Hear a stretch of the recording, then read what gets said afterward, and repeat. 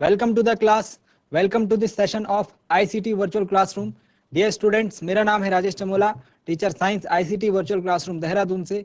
और इस सेशन में हम लोग बात करने वाले हैं कक्षा 12 भौतिक विज्ञान यानी कि क्लास 12 फिजिक्स के ऊपर। तो सबसे पहले मैं उम्मीद करता हूं आप सबके सब फिट फाइन और हेल्दी होंगे और बिल्कुल रेडी होंगे क्लास के लिए।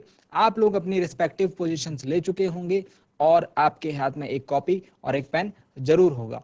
डियर स्टूडेंट्स, हम लोग पिछली क्लासेस से हम चैप्टर 1 को डिस्कस कर रहे हैं जो कि आपकी यूनिट 1 के अंतर्गत आता है। यूनिट 1 का नाम है इलेक्ट्रोस्टैटिक्स यानी कि स्थिर वैद्युतिकी, और इसके अंदर हम जो चैप्टर पढ़ रहे हैं वो है विद्युत आवेश एवं क्षेत्र यानी कि इलेक्ट्रिक चार्ज एंड फील्ड। अपनी पिछली कुछ क्लासेस में हम लोग वैद्युत क्षेत्र को समझ रहे हैं यानी इलेक्ट्रिक फील्ड के कॉन्सेप्ट को समझ रहे हैं, और अपनी रिसेंट क्लास में हमने वैद्युत क्षेत्र रेखाओं के बारे में समझा था।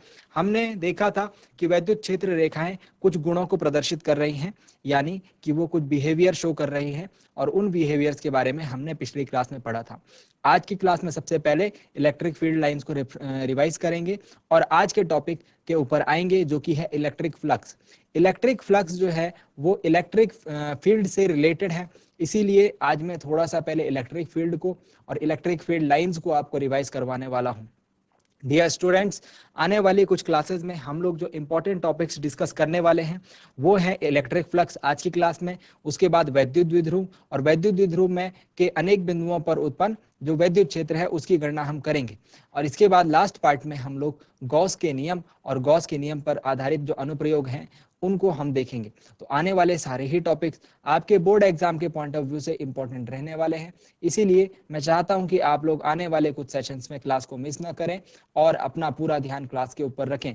डियर स्टूडेंट्स, आज की क्लास को करते हैं स्टार्ट, और बिना ज्यादा समय वेस्ट किए हम लोग चलते हैं स्मार्ट बोर्ड की स्क्रीन की तरफ। आप अपना ध्यान बना के रखिए स्क्रीन की तरफ। डियर स्टूडेंट्स, अपनी पिछली क्लास में हम लोग इस टॉपिक के ऊपर आकर रुके थे और इसको हम डिस्कस कर रहे थे जो कि है इलेक्ट्रिक फील्ड लाइंस यानी कि वैद्युत क्षेत्र रेखाएं। वैद्युत क्षेत्र रेखाओं के कुछ हमने महत्वपूर्ण गुण पढ़े थे जिनको मैं यहाँ पर लिखना चाहूंगा इन शॉर्ट हम इनको अगर डिस्कस करें तो ये कुछ महत्वपूर्ण गुण इस प्रकार से थे इलेक्ट्रिक फील्ड लाइंस के, जिनको हम इन शॉर्ट में इस प्रकार से लिख सकते हैं, इस प्रकार से डिस्कस कर सकते हैं। यानी कि हम ये कह सकते हैं इलेक्ट्रिक फील्ड लाइंस जो हैं वैद्युत क्षेत्र रेखाएं, इलेक्ट्रिक फील्ड लाइंस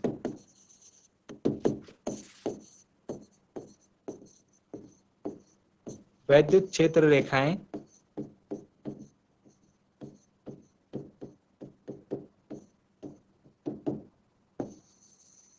विद्युत क्षेत्र रेखाएं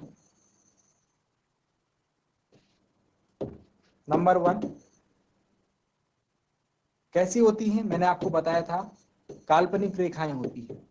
ये बात आपको अपने दिमाग में बिठानी होगी कि जो भी रेखाएं यहाँ पर आपको चित्रों द्वारा प्रदर्शित की जा रही है वो वास्तव में काल्पनिक है। जो ये रेखाएं हैं ये वास्तव में काल्पनिक है। ऐसा नहीं होगा कि आपके सामने कोई आवेश रखा जाए और आपको उस पर इस प्रकार की रेखाएं देखने को मिले। तो सबसे पहली बात, ये काल्पनिक रेखाएं होती हैं। नेक्स्ट जो सेकंड पॉइंट है वो ये है कि electric field lines can never cross each other, मतलब कि एक दूसरे को कभी प्रतिच्छेद नहीं करती।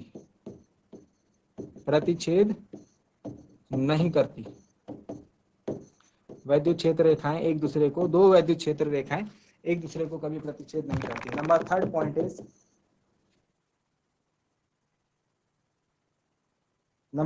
Third point is closed loop, यानी बंद वक्रों के रूप में नहीं रहती, बंद वक्रों के रूप में नहीं रह सकती। ठीक है, बंद वक्रों के रूप में can never be in closed loops. ठीक हो गया। नेक्स्ट पॉइंट फोर्थ पॉइंट और फिफ्थ पॉइंट में हम लोग डिस्कस करेंगे दुर्बल और प्रबल वैद्युत क्षेत्र को। दुर्बल वैद्युत क्षेत्र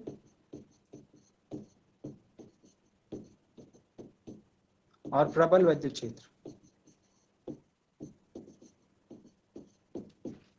वीक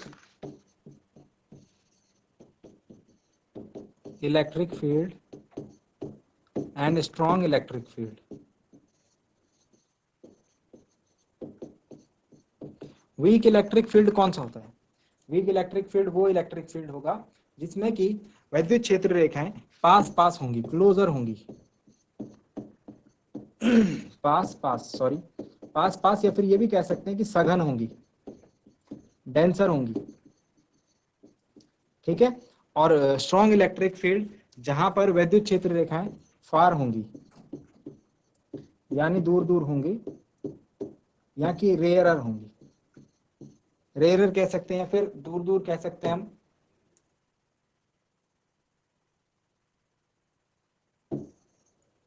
लेस डेंसर कह लीजिए इसे।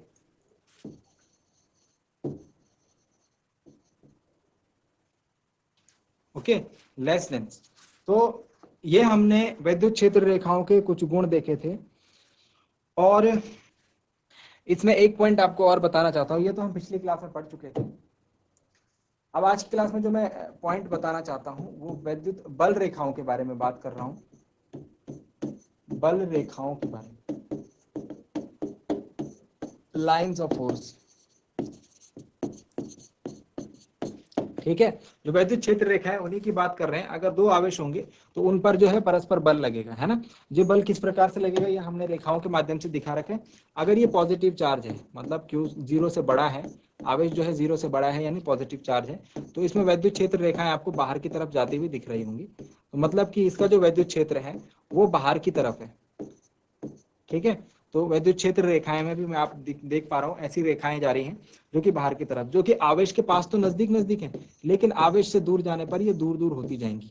समझ रहे हो बात को? तो आवेश से दूर जाने पर ये कैसी होती जाएंगी, ये इन वहां पर जो वैद्युत क्षेत्र है वो दुर्बल होता जाएगा। कहां पर प्रबल होगा? ये आवेश के आसपास, जहां पर ये वैद्युत क्षेत्र रेखाएं जो है पास पास है। अब देखिए दो आवेश हैं, धनावेश धनावेश, समान प्रकार सजातीय आवेश है, तो क्या होगा? प्रतिकर्षण होगा। प्रतिकर्षण में आप देखिए वैद्युत क्षेत्र रेखाएं मिलेंगी नहीं, एक दूसरे से दूर भागेंगी। और ये जो मुड़ रही है ना, ये जो वक्रित हो रही है, ये जो कर्व शेप में जा रही है, ये इस बात को दर्शाता है कि यहाँ पर प्रतिकर्षण का बल लग रहा है, ठीक है। अगर ये सीधी रहती, सीधी ये नहीं रह पाती, क्योंकि दो आवेशों के बीच में कुछ ना कुछ बल तो लगेगा, है ना। उसी को हम फोर्स लाइंस कह रहे हैं, उसी को हम क्या कह रहे हैं? बल रेखाएं कह रहे हैं। तो ये वक्रित क्यों है? वक्रित इसलिए है, आप देख रहे हैं थोड़ा सी घूमी हुई होंगी, घूमी हुई इसलिए है क्योंकि आप देख रहे हैं यहाँ पर जो आवेश है वो सजातीय आवेश है। कैसे आवेश है? सजातीय, धन धन एक ही प्रकार के आवेश हैं। तो जब सजातीय आवेश होते हैं, हमने देखा उसमें प्रतिकर्षण होता है। तो आप देख रहे हैं प्रतिकर्षण मतलब ऐसा लग रहा है ये रेखाएं एक दूसरे को दूर की तरफ धकेल रही हैं, मिलने का काम ये नहीं कर रही हैं। और यहाँ पर आप देखिए एक धन आवेश है और एक ऋण आवेश है, यानी विजातीय आवेश, तो ये मिलने का काम करे। देखिए धन से ऋण की तरफ जाने को हम देख रहे हैं, जो बल रेखाएं हैं, जो वैद्युत क्षेत्र रेखाएं हैं, वो धन आवेश से ऋण आवेश की तरफ जाती हुई हमें प्रतीत हो रही है, ठीक है। तो यही रेखाओं के बारे में हम बात कर रहे हैं। अभी are talking about these field lines only. तो ये जो वैद्युत बल रेखाएं हैं बच्चों,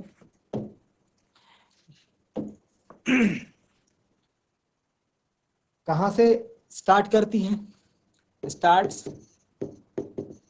फ्रॉम पॉजिटिव टू नेगेटिव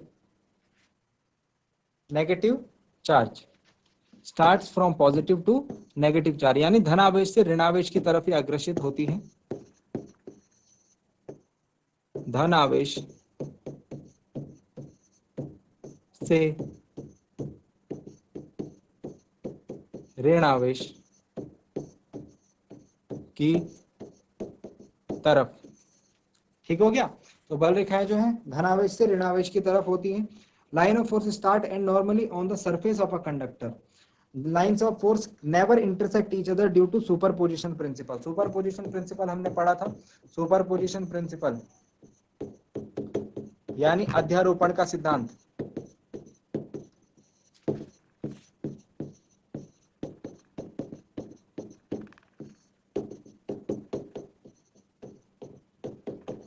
इसमें हमने पढ़ा था, इसके अनुसार हम ये बोल सकते हैं कि these lines can never intersect each other.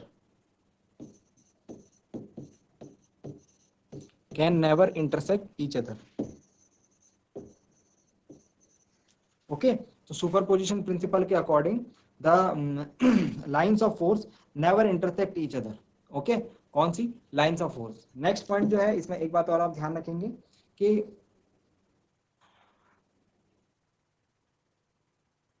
ये बात तो मैंने आपको बता दी कि जहां पर अपोजिट चार्जेस होते हैं वहां पर ये अट्रैक्ट होते हैं, मतलब जहां पर विजातीय आवेश होते हैं वहां पर ये एक दूसरे को आकर्षित करते हैं, और जहां पर सजातीय आवेश होते हैं वहां पर ये बल रेखाएं एक दूसरे को प्रतिकर्षित यानी दूर दूर जाती हुई प्रतीत होती है। ठीक हो गया? तो इतनी सारी बातें हमने अपनी पिछली क्लासेस में समझी थी, और ये जो बातें हैं ये पिछली क्लासेस से रिलेटेड है। आज की क्लास में हम लोग क्या बात करने वाले हैं? आज की क्लास में हम लोग एक बिल्कुल ही नए टॉपिक को हम पढ़ने वाले हैं। आज की क्लास का जो टॉपिक है वो है इलेक्ट्रिक फ्लक्स, यानी कि इसे हम कहते हैं वैद्युत फ्लक्स।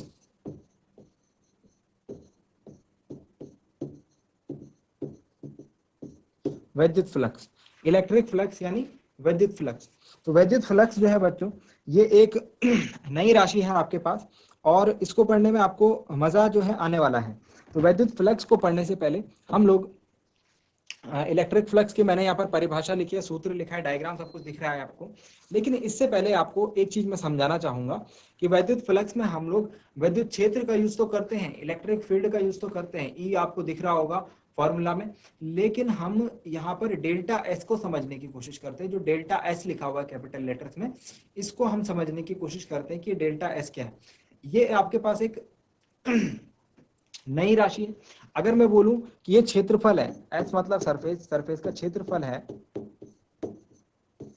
तो आप कहेंगे क्षेत्रफल तो सर ये तो हमें पता है पहले से, क्षेत्रफल यानी area, we are already familiar. But ये क्षेत्रफल नहीं, सिर्फ ये क्षेत्रफल सदिश है।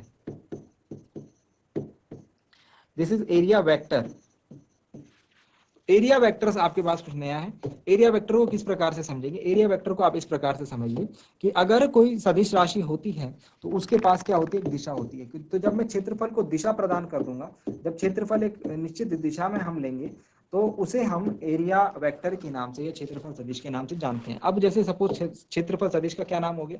क्षेत्रफल सदिश को कैसे डिफाइन करेंगे?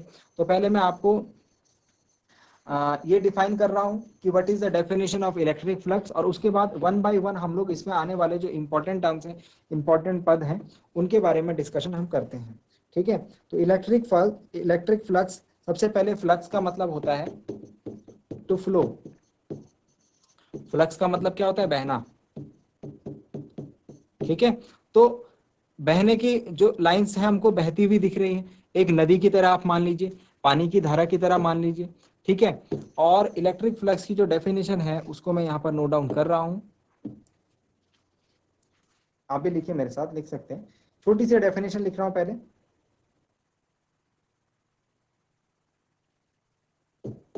The number of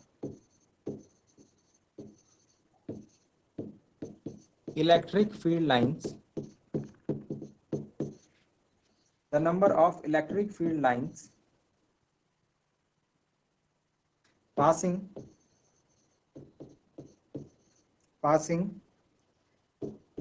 perpendicular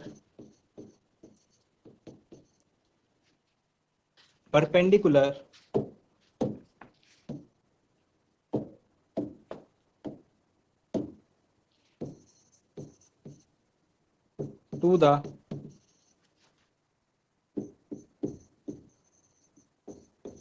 plane surface, यानी कि the number of field lines passing perpendicular to the plane surface। दूसरे शब्दों में इसे हम कह सकते हैं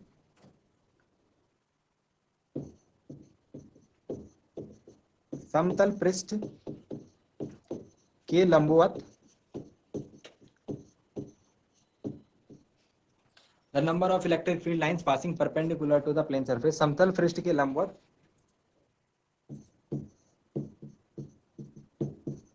गुजरने वाली, या फिर ऐसे भी लिख सकते हैं समतल पृष्ठ के लंबवत होकर गुजरने वाली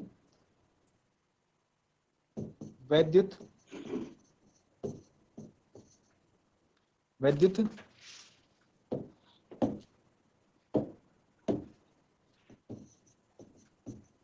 क्षेत्र रेखाओं की संख्या को उससे संबंध विद्युत फ्लक्स कहते हैं, उससे संबंध इलेक्ट्रिक फ्लक्स हम कहते हैं। तो यहाँ पर हमने दो तीन चीजें जो पॉइंट करी हैं, हमने जो नोट डाउन करी हैं, उसमें इलेक्ट्रिक फील्ड लाइंस हमें पता है कि विद्युत क्षेत्र रेखाएं क्या होती हैं, लेकिन passing perpendicular to the plane surface का क्या मतलब हुआ, यानी कि जो सरफेस में ले रहा हूं, जो सतह में ले रहा हूं, जो पृष्ठ में ले रहा हूं, उससे लंबवत होकर गुजरने वाली ही इलेक्ट्रिक फील्ड लाइंस मुझे चाहिए, उसके अलावा नहीं चाहिए। ठीक है, इसको हम किस प्रकार से समझेंगे? आपके बगल में यहाँ डायग्राम दिख रहा होगा, साइड में डायग्राम दिख रहा है। तो सबसे पहले ये वाले डायग्राम के ऊपर नजर मारिए। ये एक पृष्ठ है, ये क्या है? एक पृष्ठ है। इसे हम कह सकते हैं कि एक वर्गाकार पृष्ठ है, स्क्वायर शेप्ड सरफेस है। अब इस सरफेस से आप देखिए कि विद्युत क्षेत्र रेखाएं कुछ इस प्रकार से जा रही हैं। Electric field lines are passing something like this. ठीक है, तो ये कैसे है, किस प्रकार से? ये लंबवत है।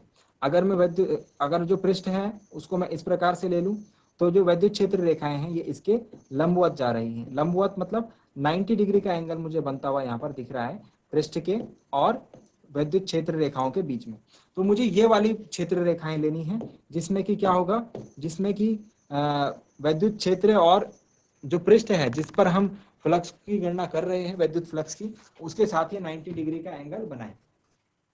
तो डियर स्टूडेंट्स, अब तक हमने देखा विद्युत फ्लक्स की केस में, विद्युत फ्लक्स के केस में हम अगर कोई सतह ले रहे हैं, सपोज हम ये सतह ले रहे हैं, ये एक सतह है, ये एक पृष्ठ है, इससे होकर गुजरने वाले लंबवत क्षेत्र रेखाएं, यानी कि अगर ये पृष्ठ है तो मुझे विद्युत फ्लक्स का निर्धारण करने के लिए कौन सी क्षेत्र रेखाएं देखनी है, कौन सी फील्ड लाइंस देखनी है, जो कि ऐसे जा रही हो, जो कि इस प्रकार से बाहर की तरफ जा रही हो। ठीक है, यानी कि पृष्ठ से लंबवत। ठीक है, और इस प्रकार से अंदर की तरफ भी जा रही हो, वो भी ले सकते हैं। अब जब हमें पता चल गया कि ये इसका क्षेत्र सदिश यानी एरिया वेक्टर को हम किस प्रकार से डिफाइन करेंगे? एरिया, लेकिन क्षेत्रफल लेकिन उसके साथ डायरेक्शन भी होनी चाहिए। तो ये जो पृष्ठ है इसके लंबवत मतलब बाहर की ओर का हमको जो सदिश होगा वो क्षेत्र सदिश के नाम से जाना जाएगा। बात समझ रहे हो? ये अगर एक ये क्षेत्रफल है, ये किसी पृष्ठ का क्षेत्रफल है, तो इसका क्षेत्र सदिश कैसे होगा? ऐसे पृष्ठ के लंबवत। तो जो इसके क्षेत्र सदिश है उसके दिशा में, मतलब ये लंबवत हो गया ना इसका क्षेत्र सदिश, तो इसकी दिशा में जो बल रेखा, इसकी दिशा में जो विद्युत क्षेत्र रेखाएं आएंगी उनको मुझे गिनना है। ठीक है, जैसे एक और एग्जांपल आपको देता हूं कि सपोज हमारे पास विद्युत क्षेत्र कुछ इस प्रकार से, विद्युत क्षेत्र रेखाएं कुछ इस प्रकार से इस दिशा से इस दिशा में जा रही है। ठीक है, और अब देखिए, अब मैंने क्या करा है, एक पृष्ठ को मैंने इस प्रकार से रखा है। किस प्रकार से? इस प्रकार से। समझ रहे हो? इस प्रकार से मैंने एक पृष्ठ को रखा है। अब आप देखिए कि यहाँ पर आप देख रहे हैं कि कितनी विद्युत क्षेत्र रेखाएं, 1 2 3 4, लेकिन इस पृष्ठ से लंबवत होकर जाने वाली विद्युत क्षेत्र रेखाओं की संख्या कितनी है? 2। एक ये और एक ये। आपको दो रेखाएं ऐसी दिख रही हैं, दो विद्युत क्षेत्र रेखाएं ऐसी दिख रही हैं जो कि इस पृष्ठ से होकर के गुजरती हुई जा रही हैं, और किसके? और इस पृष्ठ के साथ लंबवत भी है, 90 डिग्री का एंगल भी बना रही है। ठीक है, ये कैसे पता चला? क्योंकि विद्युत क्षेत्र रेखाएं ऐसी हैं और मेरा पृष्ठ ऐसा है, तो दोनों के बीच में आप देखिए 90 डिग्री का एंगल बन रहा है। तो ये जो विद्युत क्षेत्र रेखाएं हैं ये दो, ये मेरा विद्युत फ्लक्स होगा इस केस में। ठीक है, मात्रक के बारे में अभी बात करेंगे कि क्या मात्रक होगा इसका।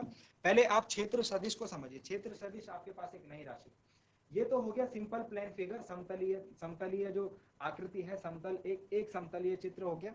अब मैं 3D फिगर की बात कर रहा हूँ, एक बंद आकृति की बात कर रहा हूँ। तो बंद आकृति में हम लोग क्या बात कर लेते हैं? सपोज हम बंद आकृति में एक क्यूब ले लेते हैं या फिर एक क्यूबॉइड ले लेते हैं।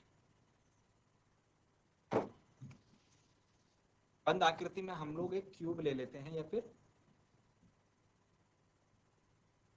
क्यूबॉइड ले लेते हैं। ये हो गया, ठीक हो गया। अब कोई सा एक पृष्ठ ले लीजिए, कोई सा भी एक पृष्ठ ले लीजिए। सपोज क्षेत्र रेखाएं कुछ इस प्रकार से आ रही हैं, ठीक है, ऊपर से नीचे की तरफ आ रही है।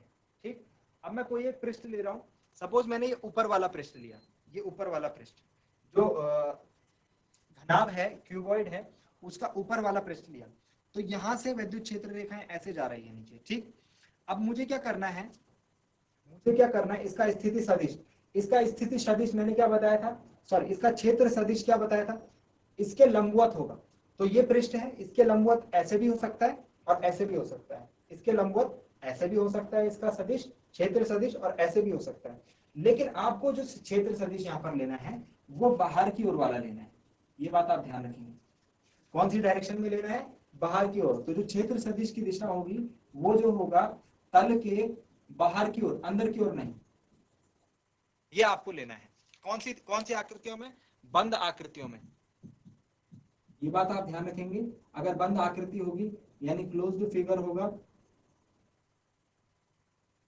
और हम ये कह सकते हैं यहाँ पर एक घनाभ हमने ले रखा है, क्यूबॉइड ले रखा है, ठीक है। तो तल से बाहर की ओर, तल से बाहर की ओर जो क्षेत्र सदिश की दिशा होगी वो तल से बाहर की ओर होगी, directing outwards from the figure, अंदर की तरफ नहीं लेना है। तो दो चीजें हमने ध्यान रखी, जो फ्लक्स है, फ्लक्स को हम लोग डिनोट करते हैं फाई से। फ्लक्स को हम लोग कैसे डिनोट करते हैं, फाई से।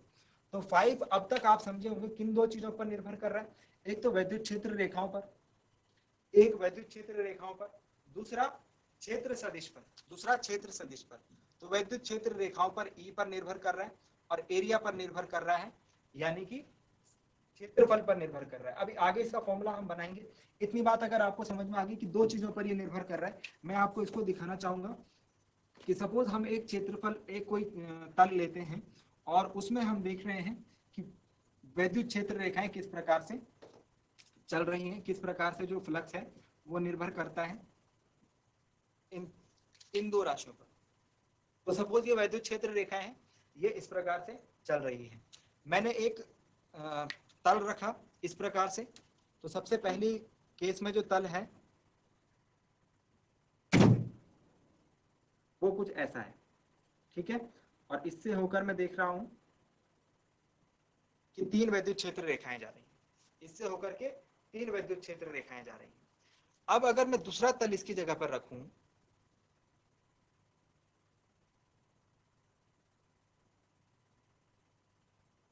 अब की बार इससे होकर कितनी क्षेत्र रेखाएं जाती हुई मुझे दिख रही हैं, अब की बार इससे होकर मुझे पांचों की पांचों क्षेत्र रेखाएं इससे होकर जाती हुई दिख रही है। क्या मतलब हुआ इस बात का, इस बात का क्या मतलब हुआ, यहाँ पर क्षेत्रफल था कम, यहाँ पर क्षेत्रफल था कम, तो कम क्षेत्र रेखाएं जाती हुई मुझे दिख रही थी। जब क्षेत्रफल बढ़ा तो ज्यादा क्षेत्र रेखाएं इससे होकर जा रही हैं।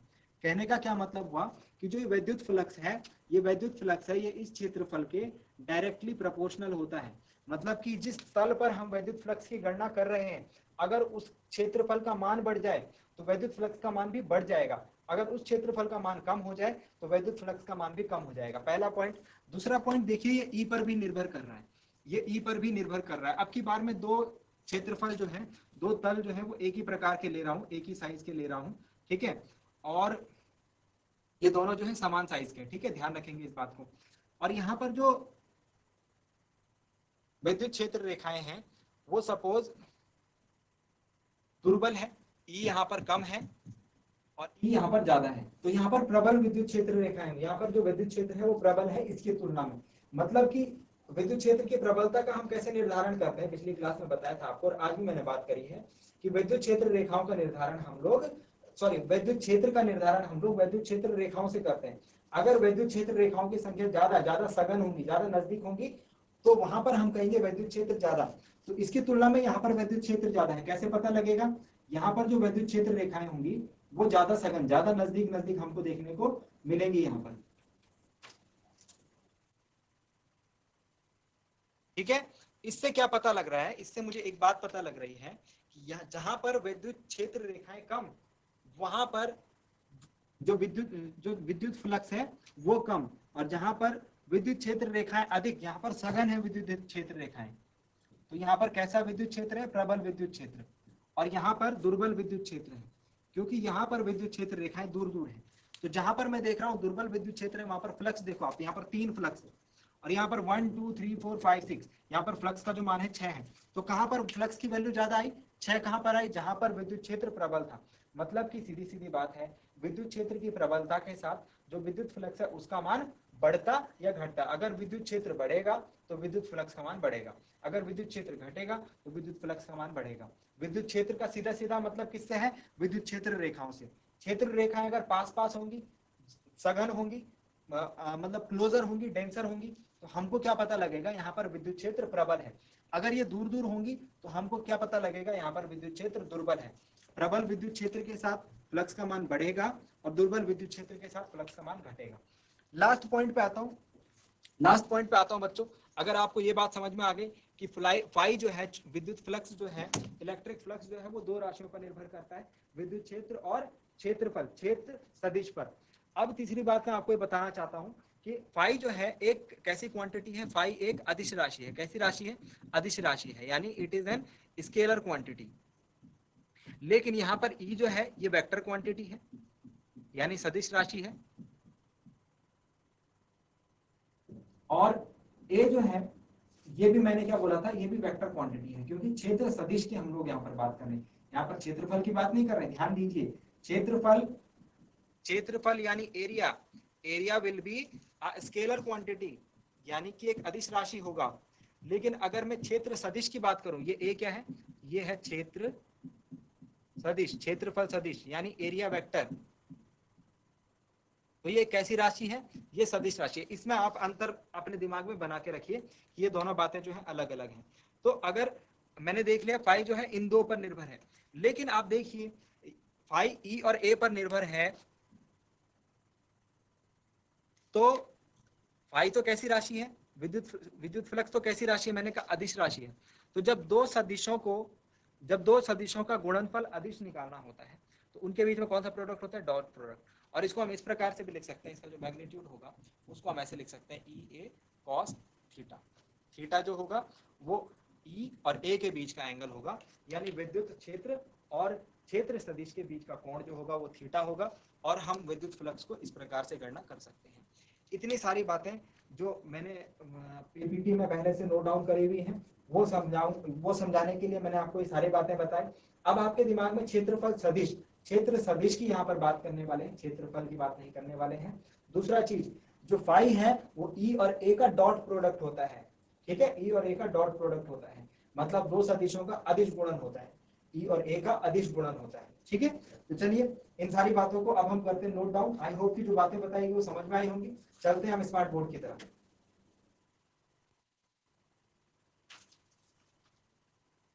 तो the number of electric field lines passing perpendicular to the plane surface, the number of electric field lines passing perpendicular to the plane surface, समतल पृष्ठ के लंबवत गुजरने वाली वैद्युत क्षेत्र रेखाओं की संख्या को हम उस क्षेत्र से संबंध वैद्युत फ्लक्स कहते हैं। अब वैद्युत फ्लक्स की परिभाषा आपको यहाँ दिख रही है, वैद्युत फ्लक्स की परिभाषा आपको यहाँ दिख रही है, delta phi is equal to E del S.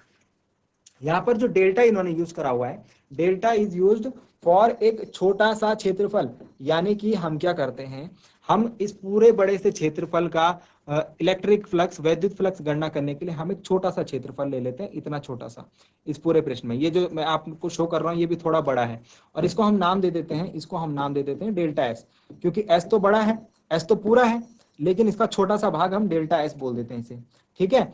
और इससे हमको उस छोटे से क्षेत्र पर और उस जगह पर हम इलेक्ट्रिक फील्ड को देख लेते हैं, और वहां पर हम वैद्युत फ्लक्स निकाल लेते हैं। मतलब डेल्टा फाई, छोटा सा हमको फ्लक्स मिलता है क्योंकि छोटा सा क्षेत्रफल देख रहे हैं, और उसके बाद हम इसको इंटीग्रेट कर देते हैं, क्या कर देते हैं, इसका समाकलन कर देते हैं। तो जो इसका समाकलन वाला रूप है वो मैं अभी आपको लिख करके बताऊंगा। अभी फिलहाल के लिए ध्यान दीजिए कि यहाँ पर डेल्टा का क्या मतलब है। डेल्टा का मतलब है एक छोटे से क्षेत्रफल के लिए हमने विद्युत फ्लक्स की गणना करी है। और अभी मैंने क्या बताया था आपको, मैंने तो यहाँ पर ए यूज करा था, इन्होंने एस यूज करा हुआ है, बुक में एस यूज है, तो इसको हम लिखेंगे E delta S cos theta. Theta क्या होगा, theta is angle between E and del S, ठीक है। ई और एस के बीच का जो एंगल है, ई और एस के बीच का जो कोण है वो है डेल थीटा। आई बात समझ में, इसको जल्दी से कीजिए नोट डाउन, इस पॉइंट को जल्दी से कीजिए नोट डाउन, और इसमें जो जो बातें हमने लिखी हैं उनको भी आप नोट डाउन कीजिए। यहां पर ये पॉइंट जरूर लिख लेना, थीटा क्या है, थीटा इज थीटा ई व डेल एस के बीच का कोण है।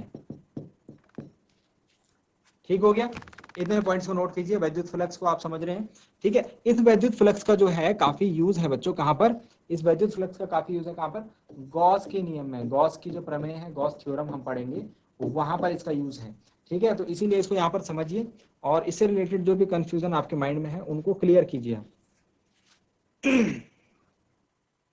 ठीक है, तो यहाँ पर हमको 4 डायग्राम्स देखने को मिल रहे हैं और इन 4 डायग्राम्स का जो मतलब है वो ये है कि हमको विद्युत क्षेत्र दिया हुआ है और उसके साथ साथ हमको क्षेत्र सदिश दिखाया जा रहा है और वहां पर हमको ये पता लग रहा है कि किस प्रकार से फाई जो है वो वेरी करेगा। देखिए पहले केस में देखिए जो हम तल ले रहे हैं वो कुछ इस प्रकार से है और विद्युत क्षेत्र रेखाएं जो है उसके लंबवत गति कर रही हैं, ठीक है।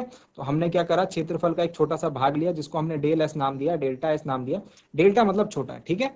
इसी प्रकार यहां पर भी देखिए ये हमने इस बार तल को इस प्रकार से रखा है, यानी पृष्ठ के लंबवत रखा हुआ है और ये विद्युत क्षेत्र रेखाएं उससे लंबवत जा रही है। कोण देख रहे होंगे आप बीच में 90 डिग्री का कोण है, ठीक है। इसके अलावा ये दूसरा फिगर है, जो ऊपर वाला फिगर है उसका अपोजिट है, ठीक है। और नेक्स्ट जो है ये वाला फिगर, इसमें देखिए आप विद्युत क्षेत्र रेखाएं इस प्रकार से चल रही हैं और यहाँ पर मैं देख रहा हूँ ये जो मैंने स्थिति सदिश लिया है, सॉरी एरिया वेक्टर लिया है, क्षेत्रफल सदिश लिया है, इसके बीच में यहाँ पर आप देख रहे होंगे 90 डिग्री का एंगल है। एक बार मुझे मिटाने दीजिए इसे, फिर आप देख पाएंगे। देखिए 90 डिग्री के एंगल को शो किया हुआ है यहाँ पर इस पॉइंट पर, ये देखिए।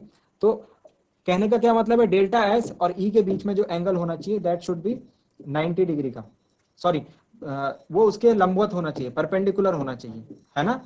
जो स्थिति सदिश है, जो क्षेत्रफल सदिश है, वो पृष्ठ के लंबवत होता है। तो ये डेल्टा एस का यहाँ पर हमको, डेल्टा एस की जो स्थिति है, जो सदिश है, वो दिखाया गया है यहाँ पर पृष्ठ के लंबवत बना करके, ठीक है। और थीटा क्या है, थीटा क्या बताया था, डेल्टा एस और ई के बीच का कोण। तो यहाँ पर आपको देखने को मिल रहा होगा ये डेल्टा एस है, ये डेल्टा एस का सदिश है, क्षेत्रफल सदिश है और ये विद्युत क्षेत्र की रेखा है, ठीक है, यानी उसकी दिशा है। तो उनके बीच का कोण क्या है, थीटा। तो अभी हमने क्या लिखा था, ई व डीएल एस के बीच का कोण है थीटा। आई बात समझ में। तो ये हमारे पास कुछ एग्जाम्पल्स हैं और कुछ फिगर्स हैं जिनके थ्रू हमने कंसिडर करा कि किस प्रकार से क्षेत्रफल सदिश और विद्युत क्षेत्र जो है वेरी करते हैं विद्युत फ्लक्स को। मैंने आपको क्या बताया, डेल्टा का मान क्या है, डेल्टा का मतलब है कि बहुत छोटा सा। तो हमारे पास जो फाइनल रूप है वो कुछ इस प्रकार से है, फाई। अगर हमको टोटल निकालना है, टोटल कुल विद्युत फ्लक्स निकालना है पूरे पृष्ठ से संबंधित, ये डेल्टा मतलब ये छोटे पृष्ठ से, एक छोटे भाग से हमने संबंधित फ्लक्स की गणना करने के लिए डेल्टा फाई निकाला है। उसके बाद इसको पूरा निकालने के लिए हम क्या करते हैं, सिग्मा, सिग्मा मतलब जोड़ देते हैं। तो हम ये मानते हैं बच्चों कि जो ये पृष्ठ है ये छोटे छोटे टुकड़ों से मिलकर बना है, ये छोटे छोटे टुकड़ों से मिलकर बना है। तो किसी एक टुकड़े को हम, ये पूरा पृष्ठ अगर एस है तो किसी एक छोटे से टुकड़े को हम डेल एस बोल देते हैं। इसमें जो इससे रिलेटेड जो फ्लक्स है उसको हम गणना कर लेते हैं, तो वहां पर हमको डेल फाई मिल जाता है और फिर उसके बाद उसको सब सारे टुकड़ों को जोड़ देते हैं। तो मैथ्स में आपने देखा होगा इस प्रोसेस को हम इंटीग्रेशन बोलते हैं। क्या बोलते हैं, इंटीग्रेशन। और इंटीग्रेशन का मतलब क्या होता है, सम करना यानी जोड़ना। तो इंटीग्रेशन का एक चिन्ह ये होता है और इसका ही एक दूसरा चिन्ह ये होता है जो मैंने यहाँ ऊपर में बनाया हुआ है, ठीक है। इसको भी हम क्या बोलते हैं, सम करना।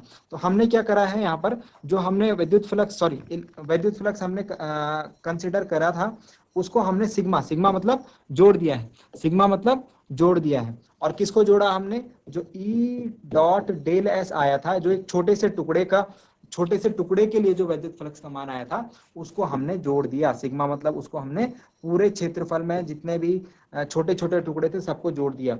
ई डॉट डी एस, यहाँ पे डॉट लगाना जरूरी है, ठीक है। तो ये मान इसके बराबर होता है। यहाँ पर ये जो मान, ये जो चिन्ह लगाया गया है ये अप्रोक्सीमेट का साइन है, अप्रोक्सीमेट। तो इसका मतलब ये है, इसका जो अर्थ है वो ये है कि जो वैल्यू है वो लगभग बराबर आती है, क्योंकि यहाँ पर हम देखिए, यहाँ पर हम एक बहुत छोटे से क्षेत्र के बारे में बात कर रहे हैं।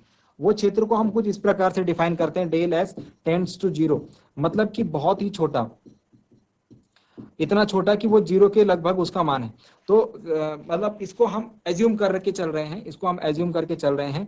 कैलकुलेशन में जब हम इस छोटे अगर इस छोटे से मान में भी कुछ एरर आ जाएगी, कुछ छोटी मोटी त्रुटि हो जाएगी, क्योंकि बहुत छोटा मान है, तो हम क्या करेंगे, जो बड़ा मान आएगा वो लगभग उसके इक्वल आएगा। तो इसीलिए यहाँ पर सन्निकटन किया गया है, मतलब वो एग्जैक्ट वैल्यू नहीं होगी बट अप्रोक्सीमेट। बट आपको इतना सोचना नहीं है, आप यहाँ पर इक्वल टू लगा के भी काम चला सकते हैं, आप यहाँ पर इक्वल टू लगा के भी काम चला सकते हैं। तो ये सब था बच्चों किसके बारे में, ये सब था हमारा इलेक्ट्रिक फ्लक्स के बारे में। तो आई होप आपको बात समझ में आया होगा। हम लोग यहाँ पर ये लिखते हैं कि जो फाई ई है, हमने क्या बताया था आपको, जो विद्युत फ्लक्स है फाई ई, वो किस किस पर निर्भर करता है, वो इलेक्ट्रिक फील्ड पर निर्भर करता है। और फाई ई जो है किस पर निर्भर करता है, फाई ई निर्भर के लिए हम ऐसे प्रोपोर्शनल वाला साइन लगाते हैं, अनुक्रमानुपाती। और ये किस पर निर्भर करता है, और ये क्षेत्रफल सदिश पर निर्भर करता है, ठीक है। तो एरिया वेक्टर पर भी ये निर्भर करता है। तो इस प्रकार से दो बातें हमने बताई, मैंने आपको दिखाया था। यदि विद्युत क्षेत्र सघन होगा, ठीक है, डेंसर होगा, तो वहां पर विद्युत फ्लक्स का मान हमको ज्यादा मिलने की चांसेस है। और जहां पर क्षेत्र सदिश हमने ज्यादा बड़े क्षेत्रफल की हम गणना कर रहे हैं, तो वहां पर भी हम जो विद्युत फ्लक्स है उसका मान अधिक मिलने वाला है, ठीक है। आई होप आपको बात समझ में आई होगी। चलिए एक छोटा सा न्यूमेरिकल मैं आपको देना चाहूंगा, इसके आधार पर एक छोटा सा न्यूमेरिकल आपके साथ शेयर करना चाहूंगा। उसमें आप सपोज ये एक छोटा सा क्षेत्र है, ठीक है, ये एक छोटा सा वर्गाकार तल है, कैसा है, स्क्वायर शेप्ड,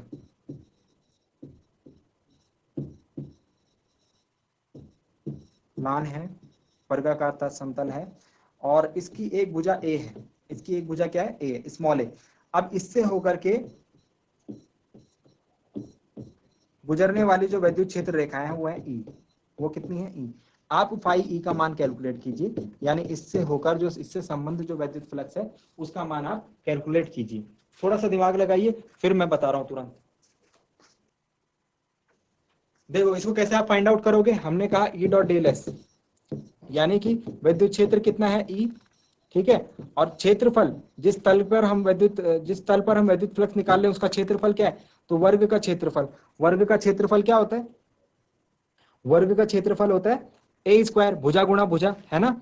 तो ए स्क्वायर और कॉस थीटा, तो थीटा की वैल्यू क्या है, थीटा की वैल्यू क्या है, तो थीटा की वैल्यू आप देखिए कि यहाँ पर विद्युत क्षेत्र रेखाएं भी ऐसे लंबवत हैं, और जो इसका पृष्ठ सदिश आएगा, जो क्षेत्रफल सदिश आएगा, जो क्षेत्रफल सदिश आएगा बच्चों, वो भी ऐसे ही लंबवत होगा। मैंने बोला था क्षेत्रफल जो समतल है उसके बाहर की ओर, तो विद्युत क्षेत्र रेखाएं भी उसी प्रकार से उसी दिशा में निकल रही हैं, और जो हमारे पास क्षेत्रफल सदिश है वो भी उसी दिशा में आया है ना। तो मतलब कि यहाँ पर जो विद्युत फ्लक्स का मान होने वाला है, cos थीटा का मान होने वाला है, theta is going to be 0 degree. तो यहाँ पर जो विद्युत फ्लक्स आएगा cos 0 कितना होता है, 1 होता है। तो हमारे पास जो विद्युत फ्लक्स का मान आएगा वो आएगा ई ए स्क्वायर। आई होप आपको बात समझ में आई होगी, मैं उम्मीद करता हूँ आपको एग्जाम्पल के थ्रू समझ में आया होगा। सो डियर स्टूडेंट्स, इस क्लास में हमने देखा विद्युत फ्लक्स के कॉन्सेप्ट को, इलेक्ट्रिक फ्लक्स के कॉन्सेप्ट को। अगली क्लास में हम लोग बात करेंगे इलेक्ट्रिक फ्लक्स के कॉन्सेप्ट से आगे, हम लोग समझेंगे कुछ हम न्यूमेरिकल्स करेंगे, और इलेक्ट्रिक फ्लक्स के बाद हम लोग वैद्युत द्विध्रुव यानी इलेक्ट्रिक डाइपोल को समझेंगे। तो इलेक्ट्रिक डाइपोल में हम देखेंगे कि इलेक्ट्रिक डाइपोल के आसपास विद्युत क्षेत्र किस प्रकार से हम निर्धारित करते हैं अलग अलग बिंदुओं के लिए। और इलेक्ट्रिक डाइपोल को समझने के बाद हमारा जो मेन इंपॉर्टेंट टॉपिक है वो है गॉस की प्रमेय यानी गॉस थ्योरम। तो उसके अनुप्रयोग हमको पढ़ने हैं, आगे आने वाले टॉपिक्स जो हैं वो इंपॉर्टेंट होने वाले हैं।